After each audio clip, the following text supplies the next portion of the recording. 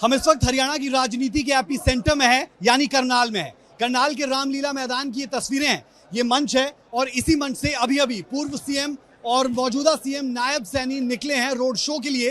Road show भी दिखाएंगे आपको, किस तरीके से रोड शो किया गया, रोड शो के दौरान कितने लोग मौजूद रहे, उस मौजूदगी के दौरान कैसा माहौल था और क्या सिर्फ बीजेपी कार्यकर्ता थे या आम जनता भी थी, माहौल किस तरीके का है, नामांकन किस तरीके से किया जाएगा। अगले आधे घंटे के दौरान तमाम पहलुओं पर रहेगी हमारी नजर। बने रहिए सूर्य समाचार के साथ।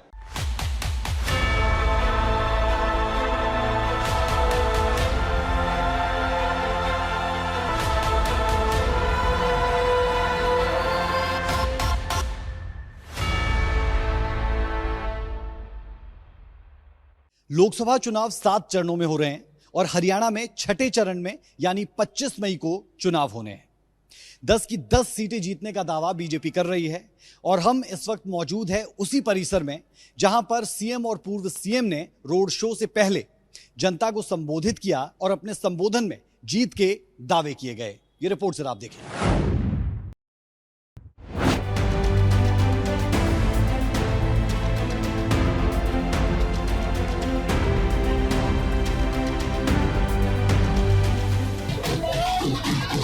ढोल नगाड़े, झूमते लोग, हाथों में कमल की तस्वीर। ये दृश्य है हरियाणा के करनाल का, जहां सोमवार को हरियाणा के मुख्यमंत्री नायब सैनी और पूर्व मुख्यमंत्री मनोहर लाल नामांकन से पहले रोड शो में शामिल हुए। इस दौरान उन्हें अपार जन समर्थन मिलता नजर आया। इस रोड शो में लोगों की भीड़ इस कदर थी कि गाड़ी की गति बहुत धीमी हो गई थी। हो भी क्यों ना, क्योंकि ये उनके लाडले मुख्यमंत्री और पूर्व मुख्यमंत्री का रोड शो है। लोगों के इस अपार स्नेह को देखते हुए मुख्यमंत्री नायब सैनी और पूर्व मुख्यमंत्री ने हाथ जोड़कर लोगों का आभार जताया। वहीं मनोहर लाल ने लड्डू खिलाकर मुख्यमंत्री नायब सैनी का मुंह मीठा कराया। इसके बाद अन्य बीजेपी नेता भी लड्डू खाकर मुंह मीठा करते नजर आए। हरियाणा के इस लोकसभा चुनाव में आखिरी दिन 6 मई को अभी तक 8 हरियाणा में हो चुके हैं।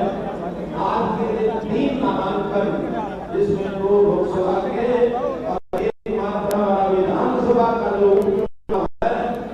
की जनता को ये दोहरा मिलता है, तो लोकसभा के साथ विधानसभा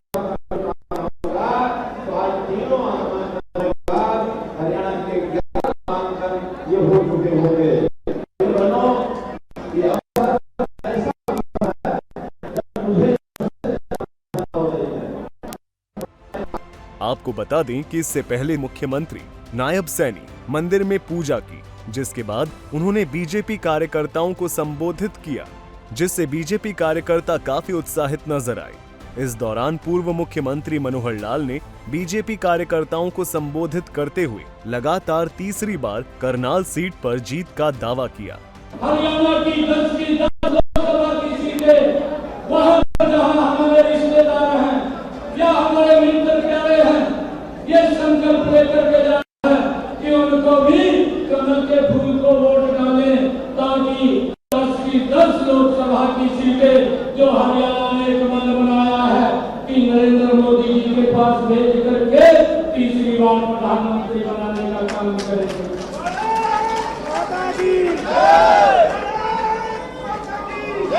और भाइयों, एक और संकल्प लेना है। ये संकल्प हमने लेना है कि एक एक वोट पोल हो।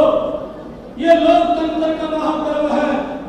जिस प्रकार से हम दीपावली मनाते हैं, जिस प्रकार से विजयदशमी का त्योहार मनाते हैं, जिस प्रकार होली का पर्व मनाते हैं, भाइयों ये लोकतंत्र का पर्व। वहीं मुख्यमंत्री नायब सैनी ने एक तरफ जहां बीजेपी कार्यकर्ताओं को हर बूथ पर अधिक से अधिक वोट सुनिश्चित करने की अपील की, वहीं दूसरी तरफ उन्होंने प्रधानमंत्री नरेंद्र मोदी के संकल्प की भी याद दिलाई, जिससे देश को विकसित राष्ट्र बनाया जा सके। इस भयानक गर्मी के अंदर हम घर से बाहर निकले, परिवार के साथ निकले, अपने रिश्तेदारों और पड़ोसियों को कहते हुए हम बूथ के ऊपर जाकर के इस स्वच्छ लोकतंत्र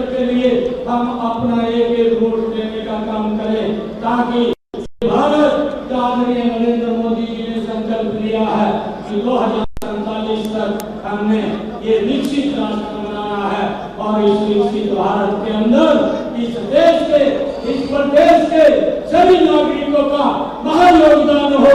इस पवित्र लोकतंत्र के अंदर उनके वोट के द्वारा वो वोट उसको देश हित में पोल करते हुए इस भारत को 2047 तक विकसित राष्ट्र बनाने का ये संकल्प लेकर के हम जाएंगे। गौरतलब है कि करनाल सीट से कांग्रेस ने दिव्यांशु बुद्धिराजा और जननायक जनता पार्टी ने पूर्व उप मुख्यमंत्री दुष्यंत चौटाला को उम्मीदवार बनाया है, जिससे इस सीट पर रोमांचक मुकाबला होने की संभावना है। अब देखना यह है कि इस सीट पर कौन सा प्रत्याशी किस पर भारी पड़ता नजर आता है। सूर्या समाचार के लिए करनाल से राज ठाकुर के साथ हिमांशु नारंग की रिपोर्ट। हम इस वक्त मौजूद है करनाल के रामलीला मैदान में, जहां से रोड शो का आगाज हुआ। सीएम और पूर्व सीएम दोनों यहां से रोड शो के लिए निकले और जिस तरीके का माहौल इस दौरान दिखा वो अपने आप में खास था। ये नामांकन इसलिए खास हो जाता है क्योंकि सीएम और पूर्व सीएम ये दोनों ऐसे चेहरे जो हरियाणा में इस वक्त बीजेपी के लिए स्टार प्रचारकों की भूमिका में हैं। तो ऐसे में ये बहुत खास और ज़रूरी हो जाता था कि इनका नामांकन किस लिहाज से, किस तरह से और कितनी भीड़ के साथ होता। इस मायने में ये बेहद खास कि नामांकन जो आज रहा वहां पर हजारों की भीड़ दिखी, आम लोग भी दिखे, अल्पसंख्यक भी नजर आए। हमारी ये रिपोर्ट ये जानने के लिए कि ये नामांकन और किन मायनों में खास। पहली तस्वीर, हजारों का हुजूम। दूसरी तस्वीर, लोगों का अभिवादन स्वीकार करते हुए पूर्व मुख्यमंत्री मनोहर लाल और निवर्तमान मुख्यमंत्री नायब सैनी। तीसरी तस्वीर, खुद ट्रैक्टर चलाकर आगे बढ़ते मनोहर लाल और हजारों की संख्या में कार्यकर्ता और समर्थक।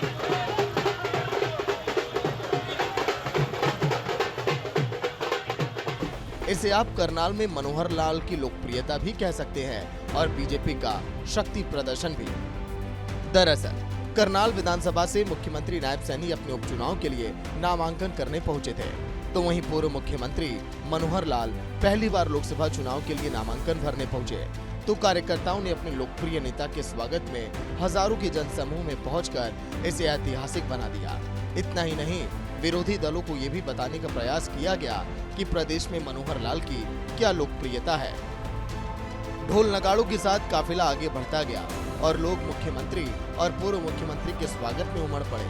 दोनों नेता भी करनाल के लोगों पर फूल बरसाकर अपना आभार प्रकट कर रहे थे। लोगों का हुजूम बढ़ता जा रहा था। मुख्यमंत्री नायब सैनी और पूर्व मुख्यमंत्री का काफिला विजयी मुस्कान के साथ आगे बढ़ रहा था। नामांकन को विशेष बनाने के लिए प्रदेश के सभी नेता कार्यक्रम में शामिल होने के लिए पहुंचे।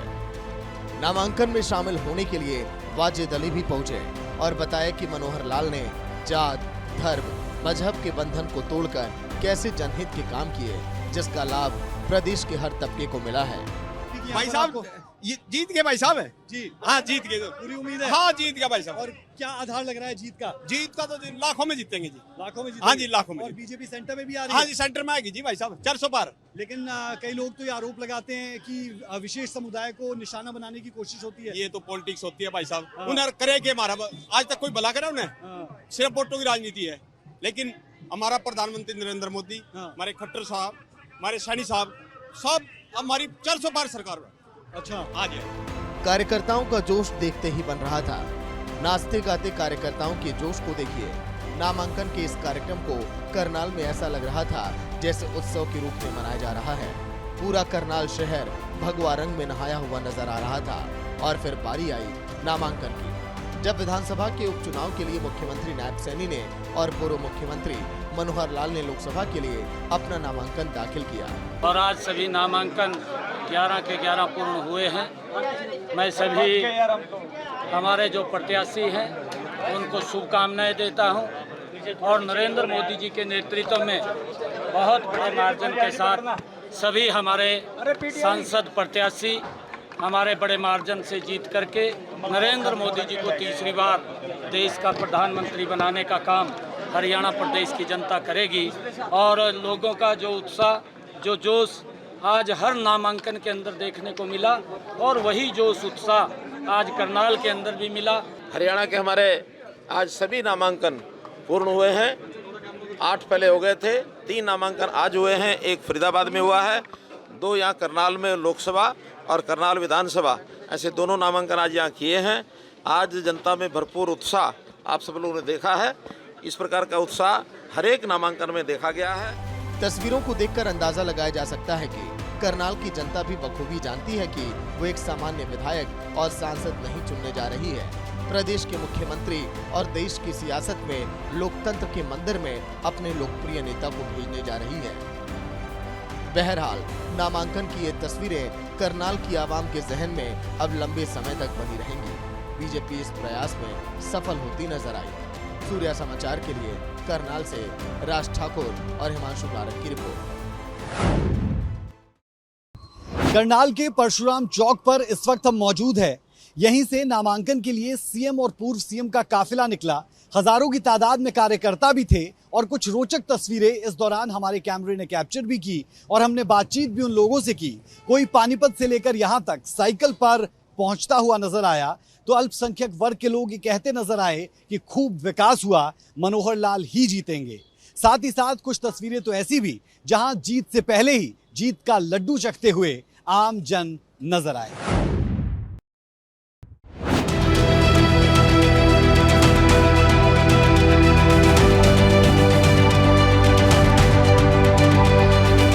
लोकसभा चुनाव के लिए सियासी मैदान सज चुका है। हरियाणा की 10 सीटों पर होने वाले इस महामुकाबले का व्यूह रचा जा चुका है। ये तस्वीरें हैं करनाल की, जहां मुख्यमंत्री नायब सिंह और पूर्व मुख्यमंत्री मनोहर लाल ने नामांकन से पहले विशाल रोड शो निकाला।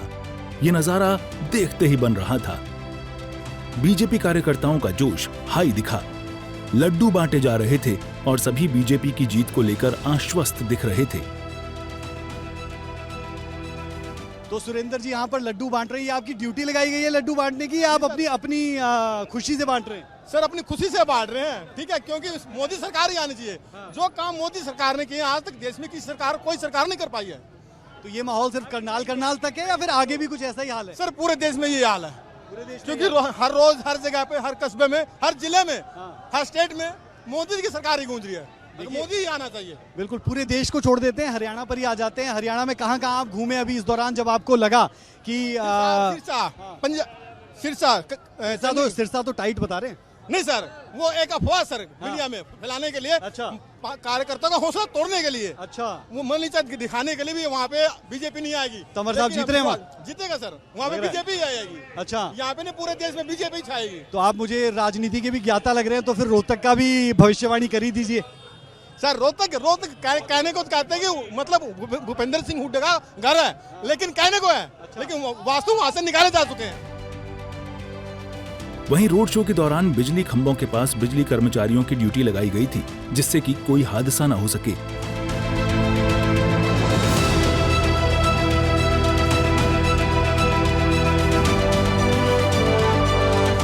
एक और तस्वीर दिखा दूं, ये ग्लव्स देख लीजिए। ये यहाँ पर बिजली का खंभा है और इसके पास बिजली कर्मचारियों को खड़ा किया गया है ताकि किसी को भी कोई नुकसान ना हो। सेफ्टी और सिक्योरिटी का पूरा ध्यान यहाँ पर रखा जा रहा है और ये भाई लोग भी सुबह से लेकर काम कर रहे हैं। आपका क्या नाम है? रजत है सर। और ये आप कितने बजे से लेकर यहाँ पर लोगों की सुरक्षा सुनिश्चित कर रहे हैं? हम सवेरे 9 बजे खड़े हैं सर। भूखे प्यासे तो नहीं है, क्योंकि लड्डू भी खा रहे हैं लोग, पानी भी पी रहे हैं। सर काम के बाद अभी खाना ले लेंगे। अच्छा चलिए, पानी पी लीजिए कम से कम, तो पानी तो मिल जाएगा, पानी पीजिए, शुक्रिया। तो ये तस्वीरें भी है और ये तस्वीरें इस बात के लिए भी सीधा इशारा करती है कि इस बात पर ध्यान दिया जा रहा है कि कम से कम किसी को नुकसान ना हो, ये बहुत ज़रूरी है। और इसी कोशिश में तमाम लोग हैं, सेफ्टी सिक्योरिटी का ध्यान रखा भी जाना चाहिए। ये एक अच्छा पहलू यहाँ पर नजर आया। रोड शो के दौरान साइकिल भी आकर्षण का केंद्र रही, जिस पर बीजेपी का बड़ा झंडा भी नजर आया।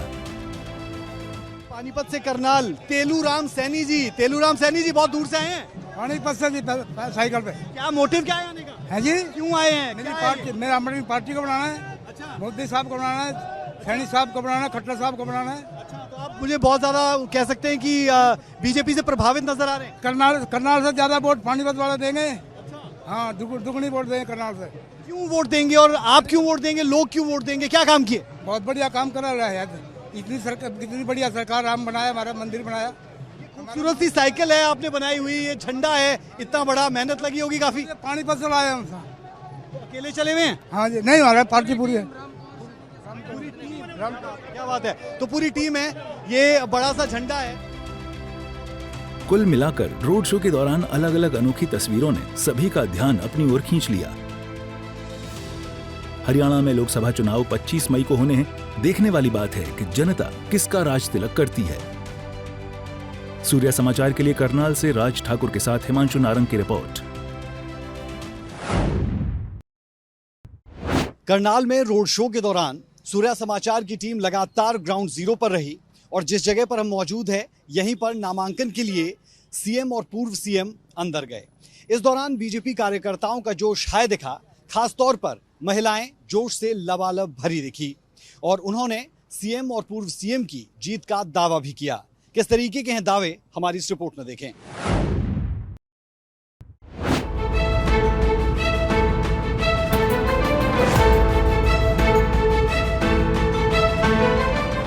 बंद होगी किस्मत ईवीएम में, खोल पिटारा जादू का। जनता का हाल जनता जाने, चल हाल जाने नेताओं का।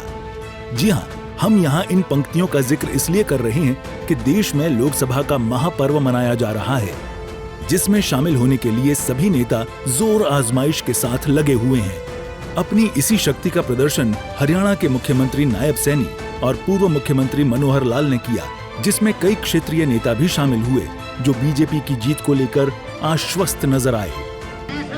साहब, आपको क्या लगता है कि क्यों लोग वोट देंगे बीजेपी को, मनोहर लाल को, नायब सैनी को? वोट इसलिए देंगे कि माननीय मनोहर लाल जी ने मुख्यमंत्री रहते हुए जिस पारदर्शिता के साथ नौकरियां देने का काम किया, जिस पारदर्शिता के साथ हरियाणा का विकास करने का काम किया, उस आधार पर माननीय मनोहर लाल जी को करनाल से लोकसभा का प्रत्याशी बना करके भेजेंगे, क्योंकि उनका जो 9.5 साल का कार्यकाल है वो अभूतपूर्व रहा है। और सेंटर भेजने की तैयारी है तो कुछ बड़ा होने वाला है? जी बिल्कुल, हम एक नया इतिहास रचने वाले हैं करनाल लोकसभा वासी। पिछली बार हम पूरे देश में दूसरे नंबर पर रहे थे, इस बार हमारा लक्ष्य है कि ये जीत हम देश की नंबर 1 बनाएं और अपने प्यारे, अपने लाडले, अपने ईमानदार मनोहर लाल जी को देश की सबसे बड़ी पंचायत में भेजें। वहीं रैली में शामिल हुई महिला कार्यकर्ता ने विपक्ष पर घबराने का आरोप लगाया है और बीजेपी की जीत का दावा किया। मैम, लड्डू आप पहले से खा रहे हैं, जीत का पूरा भरोसा? बिल्कुल पूरा भरोसा है। हम मोदी जी का नामांकन करने के लिए सीएम साहब का जा रहे हैं। यहाँ पर महिलाएं सुरक्षित हैं। महिलाओं को चूल्हे से जो राहत मिली है, बड़ी खुशी की बात है। उज्ज्वला योजना के माध्यम से घर घर जो गैस दिलवाई गई है, उससे महिलाओं की आंखों की रोशनी भी अच्छी रही है। और हम मोदी सरकार के राज में महिलाओं को जो सुरक्षा मिली हुई है, जगह जगह पर महिला थाने खुलवाए हुए हैं, 112 नंबर डायल है, फोन करते ही बेटियां सुरक्षित रहती हैं। जो मोबाइल ऐप के माध्यम से जहां पर कॉल करते हैं वहीं पर पुलिस की गाड़ियां पहुंच जाती है। हम अब की बार फिर चाहते हैं कि मोदी सरकार आए। और कौन से मुद्दे आपको लगते हैं, अगर क्षेत्रीय मुद्दों की बात करते हैं, कि करनाल में काम भी हुआ या हरियाणा में काम भी हुआ और दोबारा रिपीट करेंगे यहाँ पर जो सांसद अब की बार कोई नहीं रोक सकता। अब की बार 400 पार। विपक्ष घबराया हुआ है और विपक्ष को हिलाने के लिए महिलाओं ने लड्डू पहले ही खा लिए हैं और ये जीत का लड्डू है। बहरहाल मामला जो भी हो, लेकिन चुनाव का रिजल्ट 4 जून को आएगा। अब देखना यह है कि ईवीएम का पिटारा किसकी किस्मत खोलता है। सूर्या समाचार के लिए करनाल से राज ठाकुर के साथ हिमांशु नारंग की रिपोर्ट। सीएम और पूर्व सीएम के नामांकन में बीजेपी के हजारों कार्यकर्ता नजर आए। बीजेपी कार्यकर्ताओं के साथ साथ आम लोग भी इस भीड़ का हिस्सा रहे। ग्राउंड जीरो पर पहुंचकर हमने ये जानने की कोशिश की कि लोगों का मूड क्या है, जनता के मन में क्या है।